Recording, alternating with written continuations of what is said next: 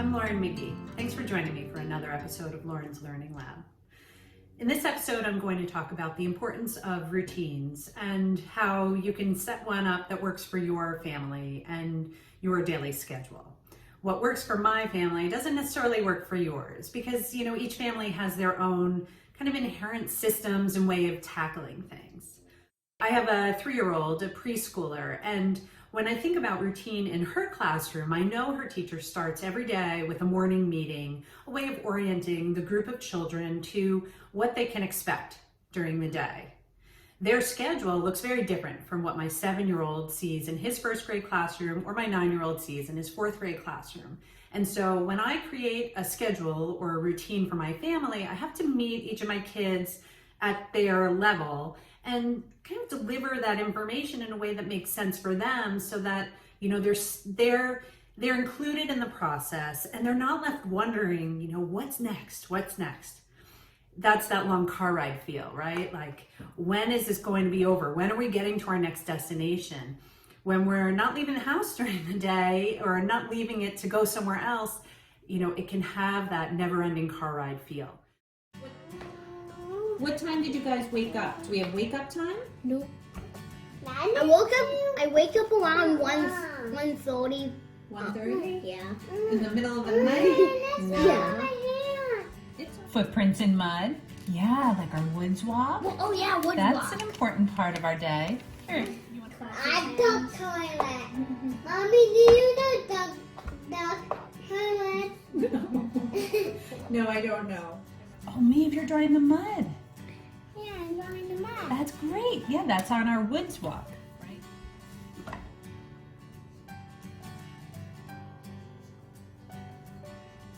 Look at this huge drawing we did of all the things during our day. Do you remember? What is that? We've got a pencil, we've got computer time, wake up time, washing hand. So I took all of this, remember, and I put it together into schedules for you. So August and Miles, you share a schedule, because your schedule's kind of similar. And Maeve, whose name is this? Boys, your schedule has times on it, Maeve does not. But the times are just, the times aren't exact for every day. They work most days, but not every day. Mommy, can you read that? Why do you think I put all of these pictures at the top? So like, what weather is it going to be when we wake up?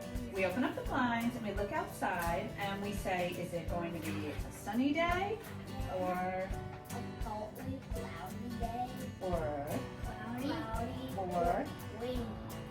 so do you see Maeve is eating breakfast and brushing her teeth and then getting dressed. So you guys have eat breakfast, brush teeth, get dressed, and I also have a couple of other notes, right? Straighten up your rooms, open the blinds, make your beds, get your rooms ready for the day.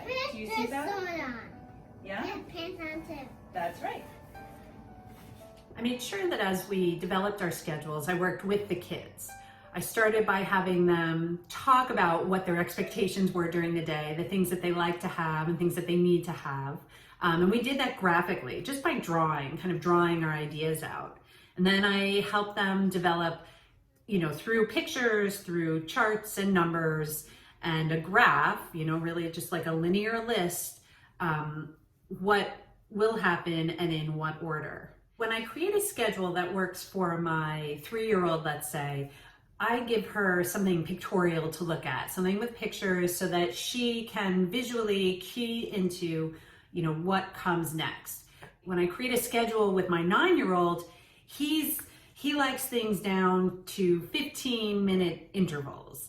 He likes to graph, he likes to chart, and so I make sure that I play into that when I help him create a schedule that incorporates work, incorporates free time, incorporates, some of the help that he does around the house, like emptying the dishwasher or working with his siblings. And then my 7-year-old is somewhere in between.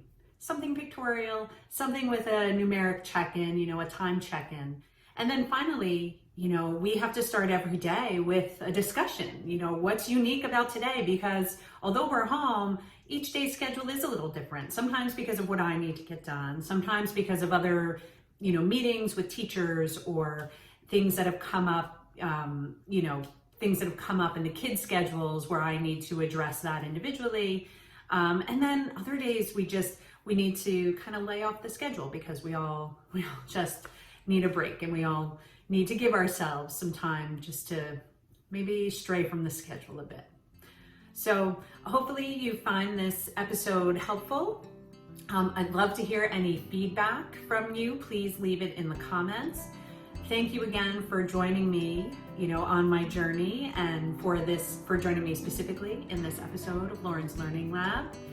Check out the lists and comments that we leave in the video description, and we're trying to include helpful information so you can pursue any of the things that you see in the videos or any of the concepts, and we're always eager to hear from you. So, please comment back and let me know if there's anything that you'd like to hear about in Lauren's Learning Lab.